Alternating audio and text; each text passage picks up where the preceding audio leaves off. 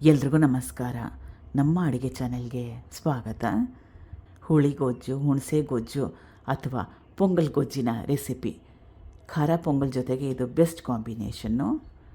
ನೀರನ್ನ ಕಾಯಕ್ಕೆ ಇಟ್ಕೊಂಡಿದ್ದೀನಿ. ಸುಮಾರು ಒಂದು ಅರ್ಧ ಲೀಟ್ರಷ್ಟು ನೀರು ಚೆನ್ನಾಗಿ ಕಾದಿದೆ. ಇದಕ್ಕೆ ಹುಣಸೆ ರಸನ ಸೇರಿಸ್ಕೊಳ್ತಾ ಇದ್ದೀನಿ. ಮೀಡಿಯಮ್ ಅಥವಾ ದೊಡ್ಡ ಲಿಂಬೆಹಣ್ಣು ಗಾತ್ರದಷ್ಟು ಹುಣಸೆ ಹಣ್ಣು ಅರ್ಧ ಗಂಟೆಗೆ ಮುಂಚೆ ನೆನೆ ಹಾಕಿದ್ದೆ. ಅರ್ಧ ಗಂಟೆ ಅಂದರೆ ಹುಣಸೆ ಹಣ್ಣು ಸ್ವಲ್ಪ ಮೆತ್ತಗಾದ್ಮೇಲೆ ಚೆನ್ನಾಗಿ ಕಿವುಚ್ಕೊಂಡು ಬೀಜ ನಾರನ್ನೆಲ್ಲ ತೆಗೆದು ಉಪಯೋಗ ಮಾಡಬೇಕು. 50 ಗ್ರಾಮ್ಸಷ್ಟು ಬೆಲ್ಲ ಸ್ವಲ್ಪ ಮುಂದಾಗಿ ಹಾಕ್ಕೊಂಡ್ರೆ ಇದರಲ್ಲಿ ಚೆನ್ನಾಗಿರೋದು. ರುಚಿಗೆ ತಕ್ಕಷ್ಟು ಉಪ್ಪು, ಬ್ಯಾಡಗಿ ಅಚ್ಕಾರದ ಪುಡಿ 1 ಟೇಬಲ್ ಸ್ಪೂನಷ್ಟು. ಇದ್ರ ಜೊತೆಗೆ ನಿಮಗಿಷ್ಟ ಇದ್ದರೆ ಅಂದರೆ ಸ್ವಲ್ಪ ಮತ್ತಷ್ಟು ಫ್ಲೇವರು ಚೆನ್ನಾಗಿ ಬರಬೇಕನ್ನಂಗಿದ್ರೆ ಸಾರಿನ ಪುಡಿ ಮನೇಲಿದ್ದರೆ ಒಂದು ಅರ್ಧ ಚಮಚ ಹಾಕೋಬೋದು.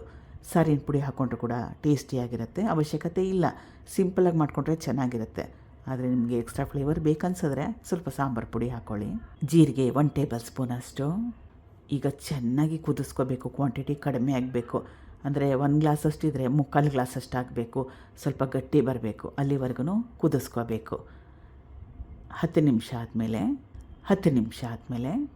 ಕ್ವಾಂಟಿಟಿ ಕಡಿಮೆ ಆಗಿದೆ. ಎಷ್ಟು ಜಾಸ್ತಿ ಕುದಿಸ್ಕೊಳ್ತೀರಾ ಟೇಸ್ಟಿಯಾಗಿ ರುಚಿಕರವಾಗಿ ಬರುತ್ತೆ.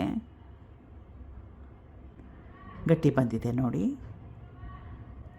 ಇದಕ್ಕೆ ಒಗ್ಗರಣೆ, ಎಣ್ಣೆ, ಸಾಸಿವೆ, ಕಡಲೆಬೀಜ ಕೆಂಪಾಗಬೇಕು, ಒಣಮೆಣಸಿನ್ಕಾಯಿ, ಕರಿಬೇವಿನ ಸೊಪ್ಪು.